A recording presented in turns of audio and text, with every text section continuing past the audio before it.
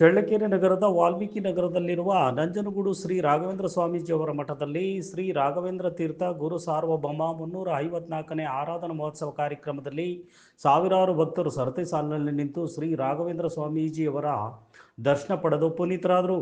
ಮಹಿಳಾ ಭಕ್ತರಿಂದ ವಿಶೇಷ ಭಕ್ತಿ ಗೀತೆಯೊಂದಿಗೆ ಭಕ್ತಿ ಸಮರ್ಪಣೆ ಮಾಡಿದರು. ಈ ಕಾರ್ಯಕ್ರಮದಲ್ಲಿ ಚಳ್ಳಕೆರೆ ಶಾಸಕರಾದ ಟಿ ರಘುಮೂರ್ತಿ ಭಾಗಿಯಾಗಿ ಶ್ರೀ ರಾಘವೇಂದ್ರ ಸ್ವಾಮೀಜಿಯವರ ದರ್ಶನ ಪಡೆದರು. ಈ ಆರಾಧನಾ ಮಹೋತ್ಸವ ಕಾರ್ಯಕ್ರಮದಲ್ಲಿ ನಗರಸಭಾ ಅಧ್ಯಕ್ಷರಾದ ಶ್ರೀಮತಿ ಶಿಲ್ಪಾ ಮುರಳೀಧರ್ ಹಾಗೂ ನಗರಸಭಾ ಸದಸ್ಯರು ಹಾಗೂ ಭಕ್ತರು ರಾಘವೇಂದ್ರ ಸ್ವಾಮೀಜಿ ಆರಾಧನೆಯಲ್ಲಿ ಪಾಲ್ಗೊಂಡರು.